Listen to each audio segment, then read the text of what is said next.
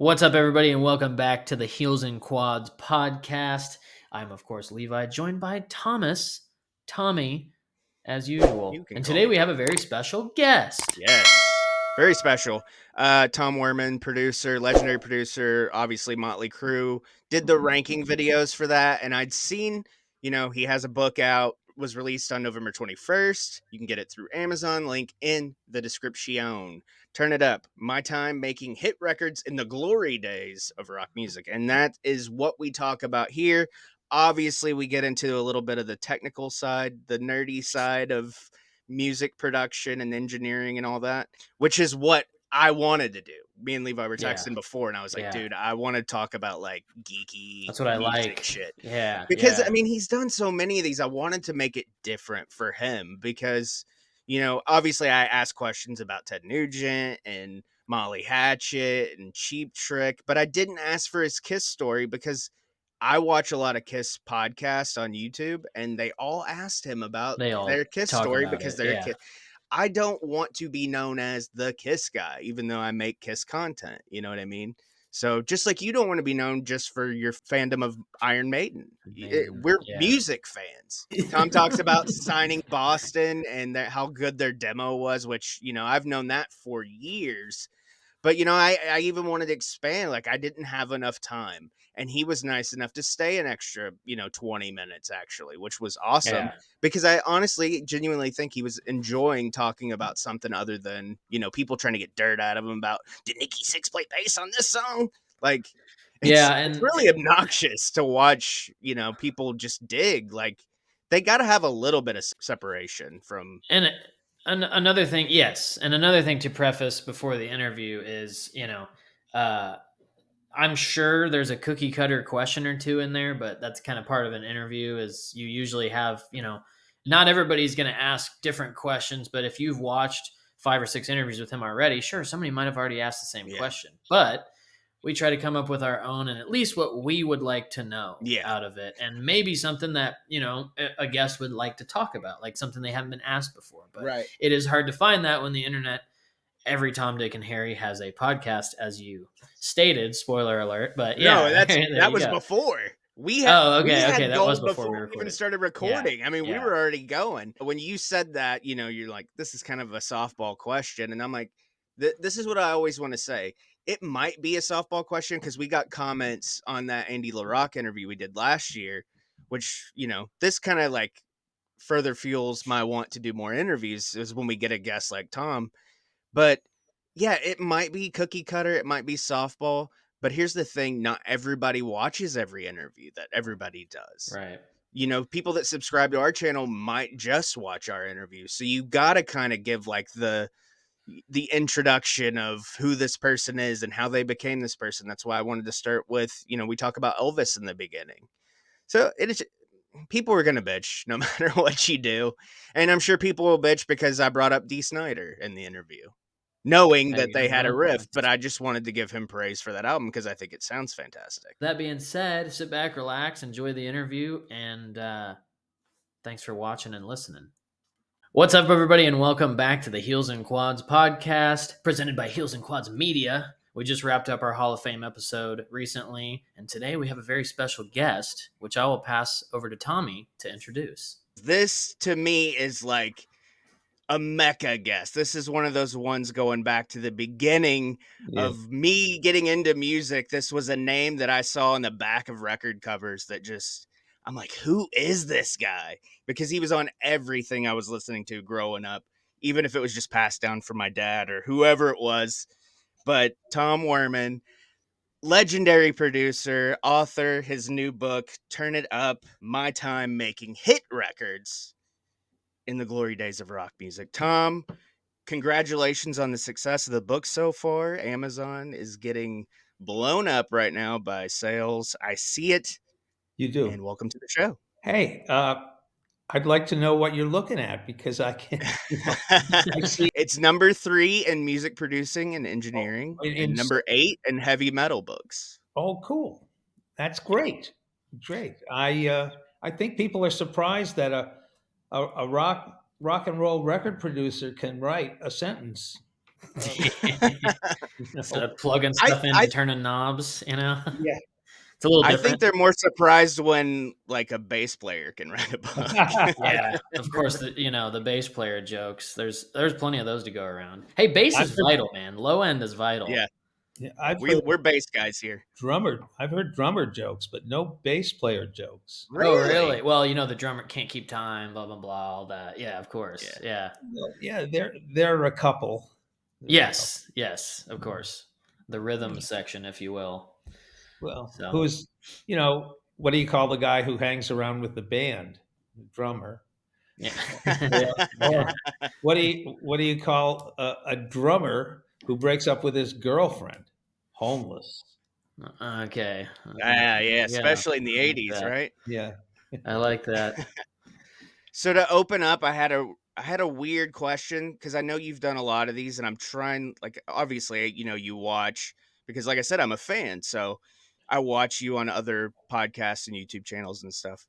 But one question that I don't see getting asked is early on in your book, you talk about how you were a fan of Elvis growing up, and myself, I'm a huge Elvis fan, Oh yeah. and you talk about the way he enunciated words, Yeah. the way he phrased words, and I just found that really interesting because I actually, impersonated Elvis for 10 years.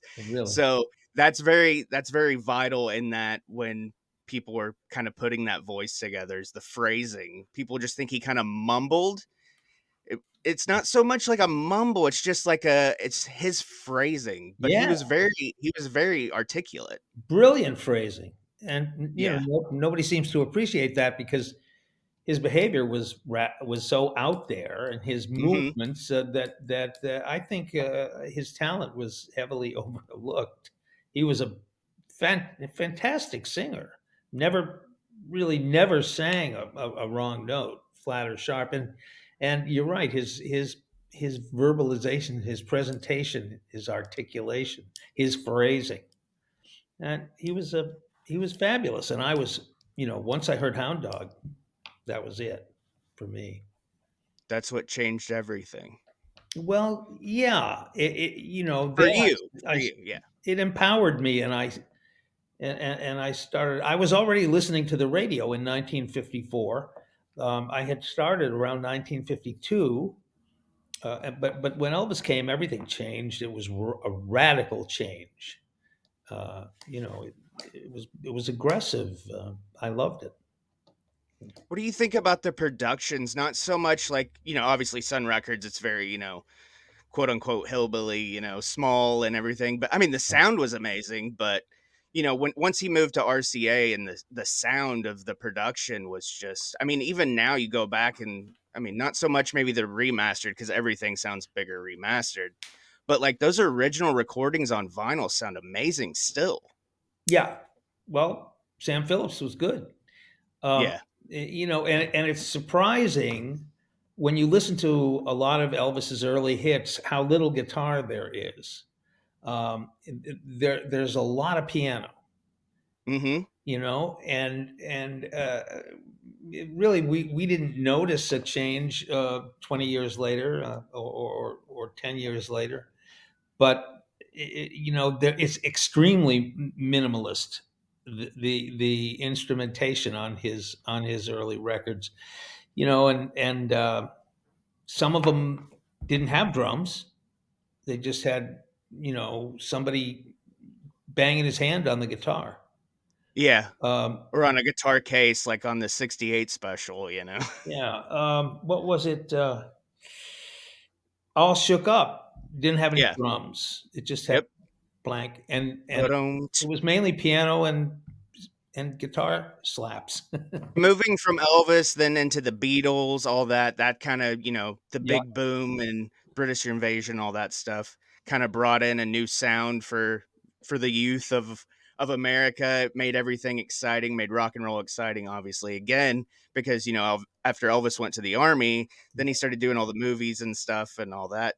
So, you came into Epic/CBS at 70 in 70? Is yep, that about right? Yep.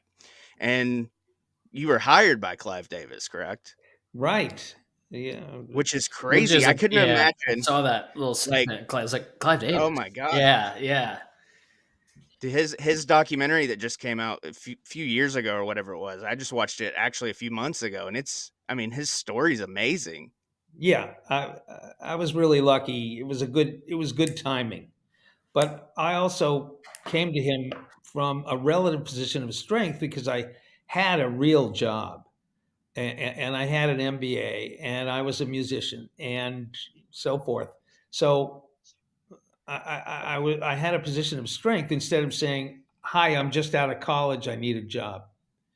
Um, and the interviews I had prior to my getting to meet Clive were good, and so he had heard back from three or four people there that you know that I was a promising candidate or whatever.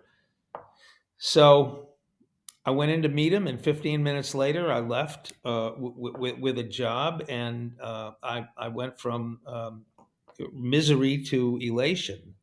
In 15 minutes, I was just walking on air. What I was 25 years old, and when um, when I walked in, he apologized. He said, "I'm sorry you had to wait. I was on the phone with Bob Dylan, and from my head exploded." Yeah. Because at that time, I hadn't met anybody. I never went to a rock concert until I went to college because they were banned in Boston, Yeah. actually banned because there had been a riot at a Chuck Berry concert. And so I had seen the Beatles at Carnegie Hall. I saw the Stones' first show in New York. I saw the Who debut Tommy in New York for the New York audience. Um, and I was pretty determined to get into music. Not as a performer, we could have done that, but we had the Vietnam War and would have been killed if we had lost our student deferment. What was it like as an A&R guy sitting in the Oh, office with Clive, listening to some of those records before they were, released no, to the public? we listened to demos. We had reel Yeah. to reel. People would give us reel to reel tapes or cassettes, and I had cartons of them. They all came from 90% of them came from agents, lawyers, or managers.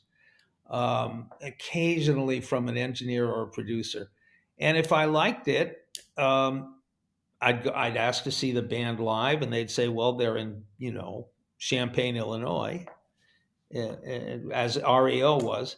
And so you fly out there, and they treat you really well, and you make up your mind after you see them live. To see kind of how tight they are when they Yeah. play, and Oh, obviously how yeah. they You have to see sound them and all that. live. Yeah, yeah. You have to see them live because you can fix things and doctor things and correct things in the studio, but on stage, when Lenny and I signed Boston, um, we actually had to go see him before we could before Epic could say, "Okay, we're going to sign you." I mean, as magnificent as the demo was, and it was like a master. Yeah. We still had to see him live. And my comment to their manager was, if this band can reproduce even modestly what I'm hearing on this cassette, then we'll give you a very good contract. So yeah, you saw them live, and sometimes a band would just contact you or through their manager or lawyer would arrange a showcase in New York, and you'd go over after work and see the band without a tape. You'd see them for the first time live, and you could make up your mind right there on the spot. I mean, that's how I signed the producers in Atlantic and Mother's Finest. Um, I never heard anything. I just happened to see them by accident. Those are two really superb acts that never. Those are the two bands that you could think of offhand that should have been bigger than they were. Yeah, should have been huge. I mean, Yeah. they were brilliant in every way, and it's an example, I guess, of not every single thing going right at the label end, Yeah. um, because they were just that good. They both became, nice, healthy cult bands, but you know, it was a Live thing. following, stuff like that just Yeah, didn't I feel translate to bad. record sales. I feel, I felt pretty badly and still do, because I was in charge of helping them and guiding and shepherding their creative process, and they liked the records. Um, but look, this is their life, and we failed to deliver for them, and you feel bad about that. Get that cult following where it's a cult movie or band is something that, where it's like instead of blunt, like you hear it right away and go, wow, this is great, like everybody else, it takes a while to develop. It's kind of got a stew, so it's like 10, 15 years later, like, oh man, they should have been Well, bigger than what they are. yeah. So I don't know. I get into the cult bands and stuff, those little things you find on YouTube that's like, oh, this band's got 200 subscribers and 1,000 views, and I listen, I'm like, holy crap, these guys are great. But the market now is so, like, I'm sitting at my little studio setup right now, everybody can kind of make music now. About what time was it, time period, and maybe what were you working on at the time when we went from when digital started becoming more of a factor? Like, instead of recording to tape, Pro Tools and computers were bigger. Like, when about was that? Because I've never They, really been able to pinpoint it. I think it was around the late '80s. Really? Oh, wow. Okay. I thought it was like 90s. Okay. No, I did. I did the Poison record on digital.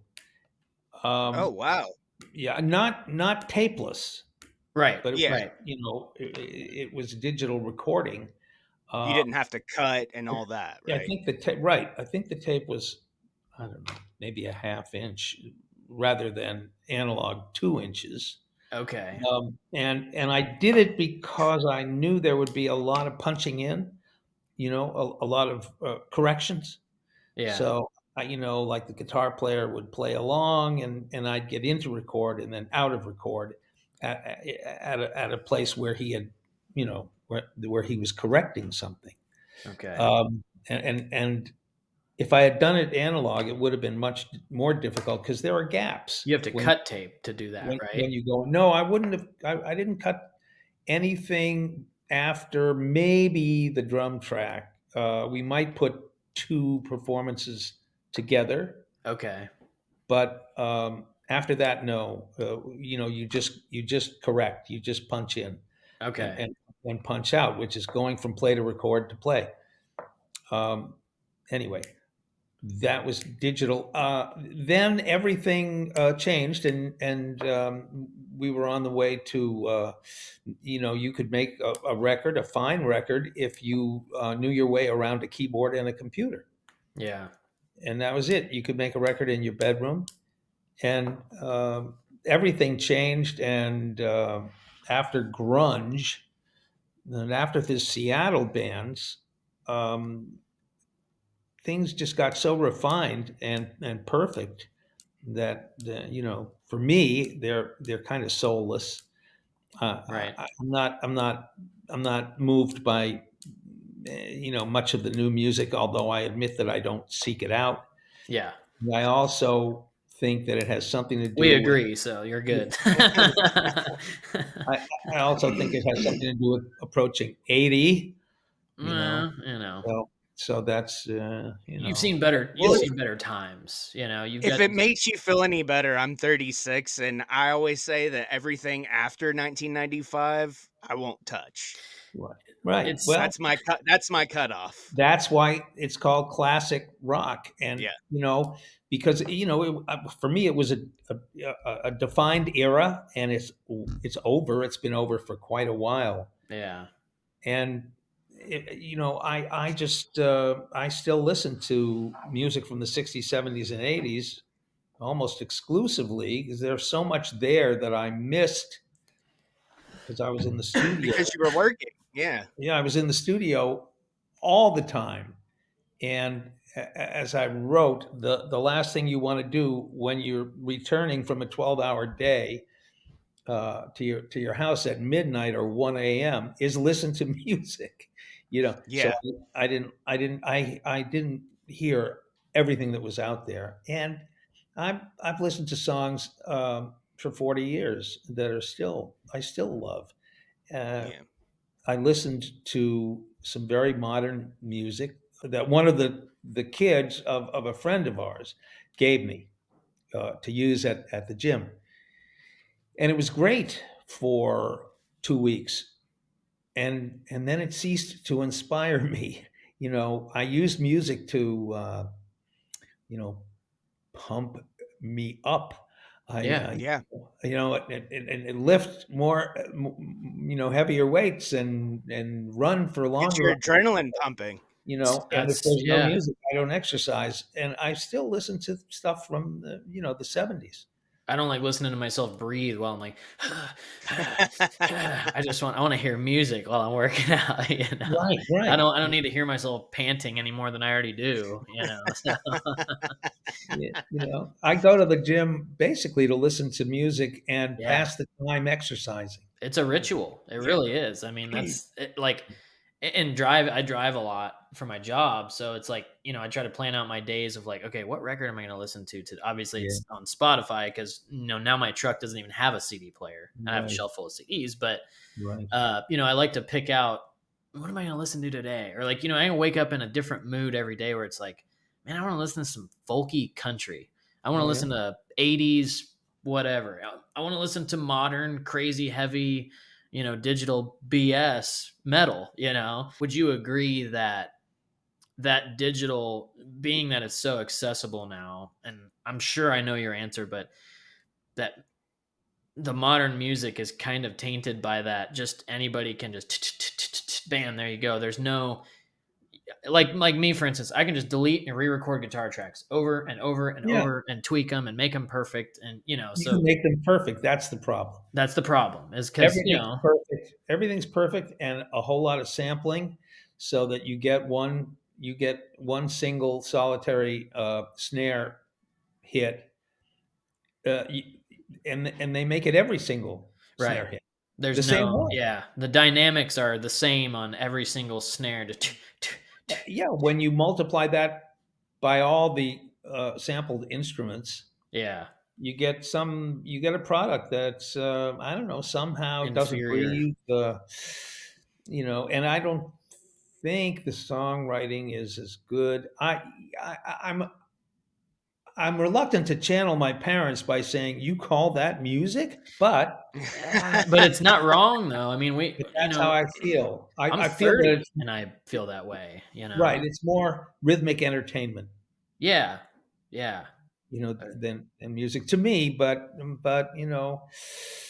as Paul Simon sang, every generation throws a hero up the pop charts, Yeah. and they've got their. I mean, look at the Taylor Swift thing. Yeah. Yeah. It's crazy. It It's the it's NFL And then storyline, and it's the the Billboard NFL storyline. eating it up. Yeah. Yeah, yeah. I mean, it's everything right now. It's kind of I, irritating, but I don't and know.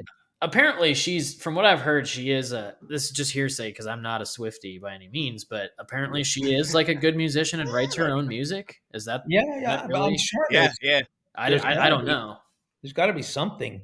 Yeah, Uh, I know she yeah, did early on when she started out as a country singer. She right. Yeah, she she's wrote totally all of her different now. songs. Yeah. Yeah, But yeah, then I mean, I could see then she had, you could see talent. yeah. Now it's like everything's so artificial. And I'm not just saying Taylor Swift, No, everything. no. This is I mean, all now most with of the AI yeah even, it's the crazy. AI I getting watched in.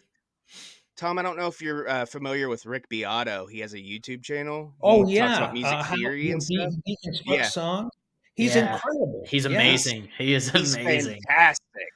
But Sure. his interview with Bjorn from ABBA, they talk about AI, and Oh, yeah. if you haven't seen it, I suggest watching it because it's amazing. Yeah, it'll scare me, I'm sure. It will. It Yeah, you scared know, me. I basically learned how to text a few months ago. Yeah. It's like, I could barely change a light bulb, and now AI. Wait a minute, I'm still working on how to use 90% of the features in my car. It's those things that people made movies about it in the 70s, the 80s, the 90s, and then now like we're living it. Like Yeah. Right. it's just kind Spooky. of freaky, and I always say, like, again, I'm 30, I was born in 93, not to throw that out there or anything, but I've watched, I mean, my God, from the time I was a little kid to now, it used to be like when we got a cordless house phone. I mean, I still had one of those dial ones, my grandma did. Yeah, yeah, When we yeah. got a cordless phone, that was the coolest thing ever. And now Big. I Yeah. got everything. I have anything more powerful than the 70s, 80s, 90s, 2000s combined in my pocket. It is amazing, It's and wild. And when we made they had just made the conversion from 78 78 RPM records to 33 yeah. RPM records, just a little before I started listening to music. And if we had been talking, my friends and I, at age 15, say, and I said, sometime in our lifetimes, you won't buy music anymore. It'll all be stored, in something called the cloud, which you can't see, and you'll rent something on a little item that you carry in your hand, Hmm. and you'll rent it and you'll listen to it, and then it'll go back up to the cloud, and you can hear it on stereo earphones that aren't even attached to the, it's like, Yeah. what? Are you nuts? Yeah, it's wild. Things Cloud are is moving uh, at cloud is like crazy, man. Cloud is that is, wild. and technology moves, not, there's a word, not arithmetically, but it keeps Oh, getting faster geometrically. No, anyway, it keeps yeah. it keeps progressing at a faster and faster rate, Yeah. and the AI thing is just dumbfounding, Yeah. really. So I wanted to ask you, obviously, politics aside, because I don't Oh, yeah. discuss it. We don't like to talk about it on here. It's just you're never going to change anybody's opinion with your own. If you think you can, you need to run for office yourself. That's my motto. Right. And I don't give a However, shit what people believe, so. however, that being said, Ted Nugent, Yep. uh, I wanted to talk about Stranglehold because I mean it wasn't like a chart-topping success, but my god. Like the staying power, that it has, and that's one of those songs where I could be walking down the aisle at like Walmart or something and just be like just it comes into my head and then Derek St. Holmes, here you come again now, baby. His Yeah. Yeah. voice, Yeah. just can you talk a little bit about mixing and engineering, and I mean, how much did Ted bring into that? There's so many questions that I have just on that song. And for that album, he'd been storing up a lot of stuff. So he came into the studio with pretty much every note in his head for every instrument. Okay. I didn't. I was just. That was my first. The first time I really sat in the studio, and the guy who had Ted's production contract mixed the record without me, and I didn't like it. So I went to my boss and asked if I could make another mix, and it only cost $5,000 at that point. So I went back down to Atlanta, and Stranglehold was the first song I ever mixed with an engineer, and it was just so much fun. There are things in there that I did that Ted didn't do that he loved, but he also said, please don't ever do anything like that again without asking me first. And it was there are little duets that he plays with himself in there, Yeah. Mhm. lines and harmonies, and I The little created those. breakdowns and I everything. created those with a delay.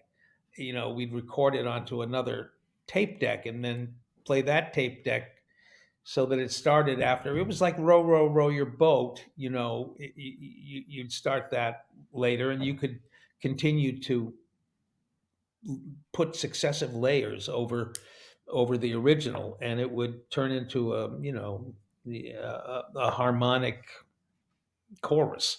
But I did that. I did the backwards cymbals, and I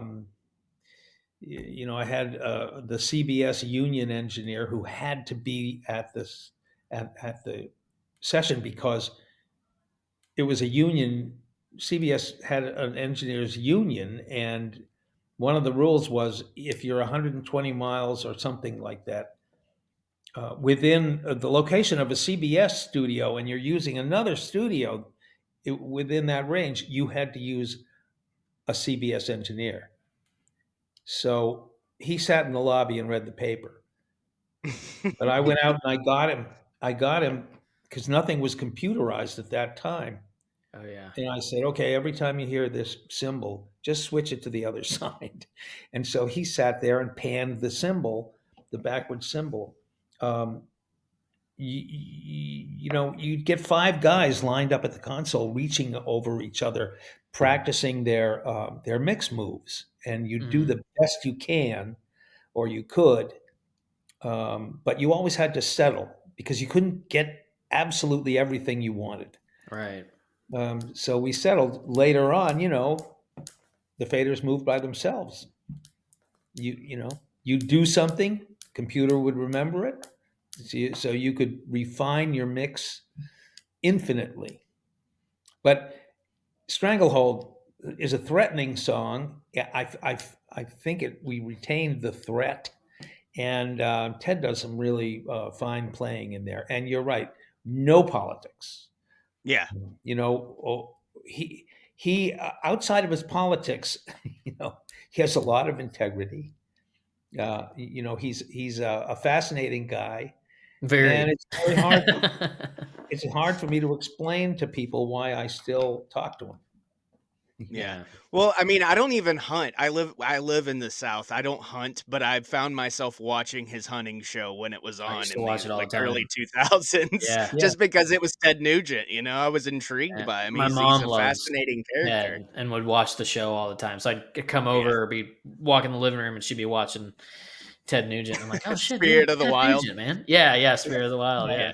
Yeah. Anything he says or does or teaches that's not political is fascinating. Yeah. Yeah. Yeah, he's very good at what he does, and he enjoys life. More than anybody else I ever met. I mean, he's literally bursting with energy all the time, and he's extremely enthusiastic about a number of things, Yeah. Yeah. good and bad. Cheap Trick. Yeah, Robin Zander, his voice. I mean, was there any real I mean, he still sounds amazing, which yeah, is crazy to me because Cheap Trick has toured nonstop since they started, it feels like. pretty much. So, was there a lot of as far as on your end vocally for Robin Zander you had to do, or does he just really take that good of care of himself and that's why he still sounds amazing? It was a breeze. The easiest vocalist and the most talented um, that I ever worked with. I think you can say that. They they were just a producer's dream to work with in the studio, and I'm not sure, but I think I may have come up with the term "the man of a thousand voices." For Robin, he could do two whole songs in a day, meaning a lead vocal, a doubled lead vocal, and choruses with harmonies, all by himself in one Yeah. afternoon. And you know, in contrast, there were some other people that I worked with who could, on some occasions, I would put them in front of a mic and keep only a few lines after 4 hours. So there was a huge, Vince Neil. huge difference. Yeah. Yeah, Yeah. Yeah. Yeah, and I wanted to ask about that too, because Motley Crue is one of my favorite bands of all time, Uh-huh. and you produced 3 of my favorite albums of all time. Theater of Pain, it gets knocked around a little bit, but I think it's a fantastic album. And Home Sweet Home, let's face it, that changed everything. That song. MTV put a limit on how many times a video could be played because of that song. It's Really? powerful. Yeah. Well, I was lucky to. I had a kind of a similar approach to power ballads, and power ballads were really useful to us at that time because they could make a band uh, acceptable to AM radio because it was all AM or FM, hits or albums. And if you had a hit album, you could sell a lot of albums. But if you had a hit single from that album, you'd sell gazillions of albums. Um, Mhm. so the power ballad, like "Dream On," like "Every Mhm. Rose Has Its Thorn," like "Don't Close Your Eyes," um, a lot of them. Uh, they helped to introduce hard rock bands you know, to AM radio, and they sold a lot of records. You did Alone Again with Dokken for Yeah. Tooth and Nail. That's another one of those songs that I find myself singing because it just gets stuck in my head. Oh yeah. Oh well, Yeah, that's good. That's good. yeah. I I mean, you have a lot. You spend a lot of time in this crazy noggin. yeah, yeah. 52 albums. That was enough. Don't need- I've seen, obviously, you and D. Snyder don't seem to get along, but that album is fantastic. I mean, I think Stay Hungry is Well, it's just sonically, it sounds amazing. that's nice. Nice to hear. I think that's the reason why we don't get along.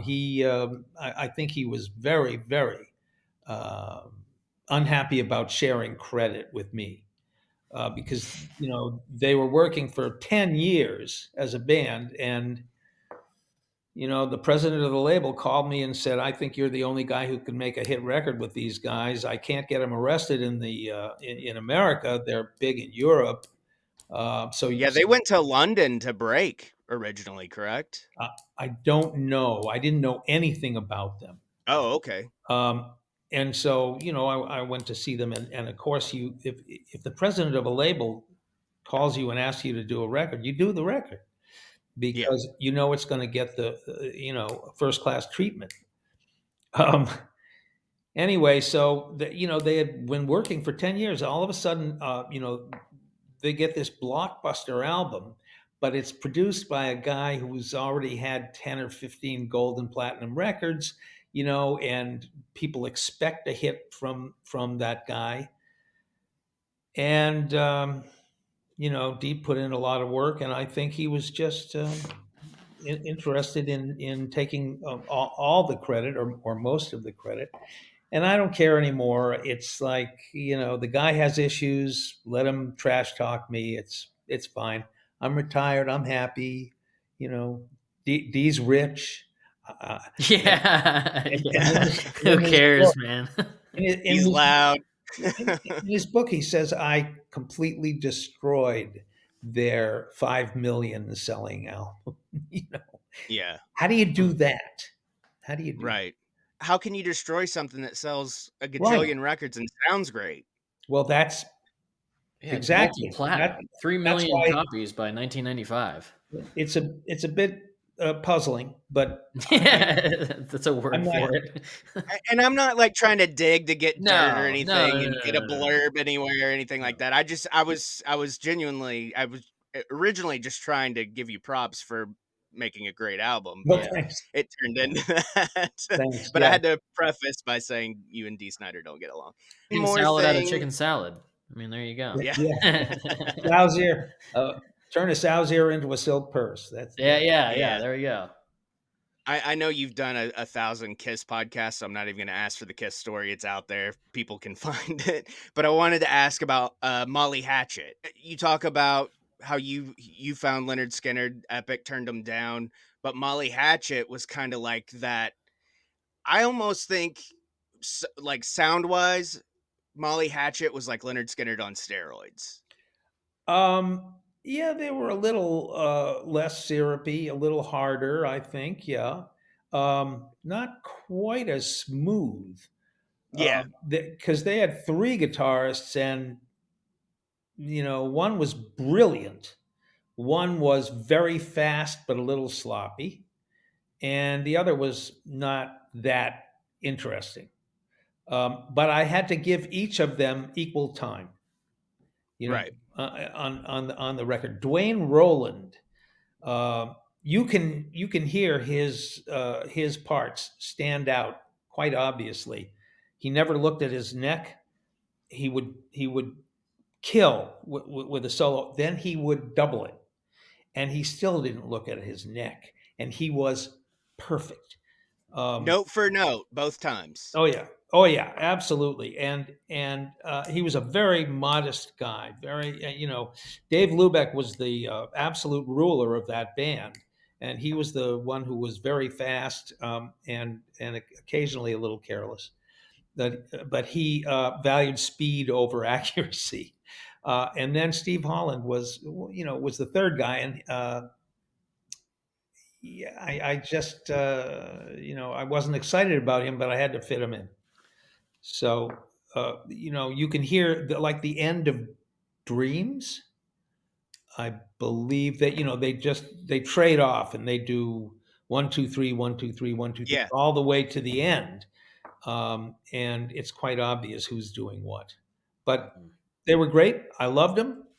I used to. I do love them and I respected them, but I did call them occasionally the poor man's Leonard Skinner. Uh, you know, they were a completely new experience for me. As a kind of an Ivy League Northeasterner, preppy guy, who became the black sheep. They came from rough backgrounds, Mhm. and I had never spent a lot of time with people, from that kind of background. But they were great. They were really great. Uh, Cooperative, funny. Loved them. I loved them. We'll let Tom go because he's been gracious enough to stay longer than he was scheduled. That's Yeah, we Thank you. appreciate it. My final question: the one song that you produced or mixed or anything that you think should have been a hit that wasn't? What's He Got by the Producers. Okay. First song, first album. You had that ready to go. You were ready on that one. That's one of those What's he got canned by the questions I producers? wanted to kind of close it Yeah, with. Yeah, yeah. yeah. Check it out. That or She's Sheila by the same Yeah. group. What's he got Um, by the producers? just dumbfounds me how those didn't become hits. I enjoy the the faders Behind the and the board, behind the board the kind of knobs. Yeah. aspect. And I was Yeah. curious because I've read stuff and seen videos and yada yada, and a producer versus an engineer. Now I Mm. know a producer will sometimes get involved with this like will they help write songs or certain parts, or and then the engineer is more so the guy that's plugging in compressors and all that. Yeah. Like is that really what it is, the difference there, or? Well, it's different with every producer. A Right. lot of producers can engineer too. Okay. And I didn't, and I always depended 100% on the engineer, and I would talk to him, especially over time. He gets to know what I like. Yeah. I knew what we could do to sound. I did not know how it was done. So I would say, let's put a slap on it. Let's do an echo on this. This is a little too bright. Let's make the snare a little thicker. Change mics there. Maybe I could say, and then he would do it, and Yeah. I could Okay. tell him to set something up, and then actually I could actually go have a coffee break and come back, and it would be ready. So, So I had four great engineers over 20 years, and I'm grateful to them. Then engineering engineers started to call themselves producers when the sound of a record became just as important as the content, the So I music. notice a time period where, I guess Yeah. not necessarily time period, but certain albums where it'll sit producer slash engineer. I do see that on a lot of Uh-huh. records. Uh-huh. Yeah. Well, that's the way it is. Jimmy Iovine was a great engineer, and then Bruce Springsteen. he became, well, and yeah, everybody, a Yeah. lot, uh, and then he moved. He became a full time producer, and he hired an engineer. Which I thought was a smart move. Really good engineer, Shelley Yakis, and Lightens the workload. uh, that, or it frees you up. It freed me up to just listen to the music and deal with the music, and that's a great liberating thing. Just come in, sit down in the studio, listen to a song that you already like Yeah. repeatedly, and it you hear it and you hear other things and you say, oh, let's try a Hammond organ in that chorus. Okay. uh, you know Yeah. Yeah. and you do, There's some space. Let's fill it, or but whatever. well, yeah, sometimes, Yeah. but Yeah. engineering is a real grind, and Right. they don't get up and walk around. They are sitting at that hot console, for 10 hours a day. Okay. um, and they're dedicated, and I don't know how they do it. With Okay. a row of ashtrays with cigarette butts in it. I love Yeah. seeing old pictures from Oh yeah. studios Oh and Yeah. yeah, it's just a I would row of love it. ashtrays. yeah. Because I Windowless, would be the same way. Just windowless room. yeah. This is for 20 years. Windowless room, a lot of cigarettes, a lot of alcohol, and Yeah. some drugs. Yeah. There And you go. this is not a healthy lifestyle. And Yeah. massive sound, so that I have major tinnitus, Yeah. and I walk around every waking minute with a high, very high pitched tone in my head, in stereo. I Yeah. was gonna ask you about that if you had constant ringing in your ears Oh from all the time yes, in the Buzzing or studios. Yeah. oh yeah. yes, Yeah. absolutely. Just, and Pete Townsend did too. Yeah. Yeah, I Really, imagine. yeah. So we, back then we were all immortal. We didn't think Right. about damage or anything. Yeah. You don't you hit a certain point where you kind of start thinking about it. Well, of course research is different, but even back then they knew that existed, but yeah, I Yeah, didn't think of that. Being you're hearing, like you said 52 albums. That's a hell of a lot of live performances for hours and hours and hours to sit yeah. and listen to loud, and so anyways, but yeah, I was curious of the producer versus engineer kind of thing, and like what, because I did see that a lot of that producer slash engineer, and I'm like, well, is it the same thing? So no, it's definitely not. Your engineer is your Yeah. I mechanical kind of guy. I calculated a rough calculation in the book, about how much time I spent in the studio making those albums, and if you look at it in one way, it came out to 6 years, every single day, 12 hours a day, every single Whoa. day for 6 years, no break. Fortunately, we had breaks, but Yeah, I love music, but there's no way I could do that. I would that's go a lot of crazy. combined time. Yeah, you yeah, could Yeah. that could be your headline. Become a master producer in just 6 years, and I say it's actually 6 years because that's how long every you day, spend in the studio yeah, every combined, day. collectively. Anyway, So it okay, was the best career I could have ever have imagined. Right from the start. Here's a credit card. Go find us hits.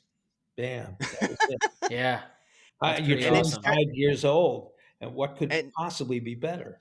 Yeah, And now it's turned into a fantastic book. You finally got to tell your story. Thank you. And Tom, I can't thank you enough for your time. Thank you for staying longer. I appreciate it Yeah, because we really I'm a appreciate nerd and it. have questions. I Oh, have so many more questions, yeah. but I can't even. It would take days to get. It would take 6 years to get all my questions Yeah. out. Yeah. So again, thank you. We'll link the book in the description. Go get it. Amazon. I'm sure it's at Barnes and Noble as Yeah. well. Yeah. But Amazon is where your website links it. So go to Amazon. Okay. Okay. Good. And thank Thank you. Thank you for having me. It it. was fun. Yeah. It's been a pleasure. Our Yeah, pleasure, really. absolutely. I mean, like I said, Might have been one of my favorite you helped interviews of all time. Yeah. you For helped sure. shape, you know, some of my biggest musical journeys through life. So I appreciate you very much. I appreciate that. I'm lucky to have been able to do that. Yeah. Well, thank My you, kids Tom. thank you too. Yeah. Do the thing, Thanks. Yeah, yeah. You're not worthy. Yeah. Thanks. Okay. All right. Thanks, Tom. You have a good one. Thank Have a you. great day. Bye Take bye. care. And that was our interview with the legendary Tom Werman, famous producer, legendary producer, many albums, 52, I think he said that he did. And he has his new book out, Turn It Up. My Time Making Hit Records in the Glory Days of Rock Music. Now available on Amazon. Link in the description. Again, that was so much fun. I could literally sit and talk to him, like I said, for 6 years straight because I just Yeah. and I hate it, like, because during interviews you're always trying to like wait, hold it right there because I have my next question or my next thought or something. You want to add a little quip to it, you Yeah. spontaneous. But like sometimes it moves so fast, you're just like, shit, I missed my opportunity. And you try to go back to it and it's not the same, or you don't remember what you were gonna ask. Yeah. His memory Yeah. is better than mine. Oh yeah, I'll vouch for that. He's older than me and he's much sharper than me as well. So I would hope he would be open to doing this again because there is a lot more that I'd want to talk about. yeah, there could be very much a part two to that, Yeah. especially for your sake, being and throughout the interview, that's why I kind of asked my questions that I asked is because Tommy's a little more educated. That's his. I mean, that is your playground. That's my Is his timeline. Yeah. yeah his records he produced, and of course I like those too, Yeah. and have listened to him, or maybe not, but I'm not as much educated on. I think I would say probably at least 80% of what he's done, you've heard some of. Oh, for sure. Yeah. Yeah, absolutely. It's just, it's not on my regular shuffle Right. or whatever. And that's not because I don't like it. Like But I mean, that's we did do a obviously I review of like that Shout at the music. Devil for the 40th anniversary. So, I mean, Yeah. And I mean, like the production on that, we talked about the yeah. production on that album. I just thought of a question that I wanted to ask him and I didn't. God damn Part it. two. It's for part Son of two. a So, bitch. anyways, thank you for listening. Thank you for liking, subscribing. And if you haven't, please like and subscribe to the show. We have patreon.com/hills and quads. You can sign up over there to be one of our famed legendary Patreons. You could be like Tom Werman, be legendary and famous. And Future Hall of Famer also, Tom Werman. future Hall of Famer. I need to go trim my beard today, but if you need to do the same thing, go to copperjohnsbeard.com and use coupon code heels and quads in all caps at checkout to save 15% on your order. Sponsor wing in the Hall of Fame this year. Hall Copper of John's Famer. beard. That's a Hall of Famer. Mudamerch.com. Get this shirt. There we go. I saw you were wearing it today. I like it. Yeah. Well, I mean, it's a big interview. You got to rep the brand, That's right. That is correct. But you've got actual work to do. So we're going to get out of here. Thanks for watching. Thanks for liking. Thanks for subscribing. My Ace Frehley 10,000 volts video just hit 1,000 views this morning. Yeah, that was good, man. Fucking awesome. Thanks for checking that out. Tons of comments on it. Everybody's chiming in. I love it. I want more of it. Whether you like stuff or you don't like it, if you hate my face, tell me in the comments. I am welcome to it. You're not going to hurt my feelings. That's right. Just comment. That's so right. It gets in the, what? I can't say Keep the it going. Yeah. So until then, tell your friends. Tell your enemies. There we go. We'll catch you next time. Bye. Thank you.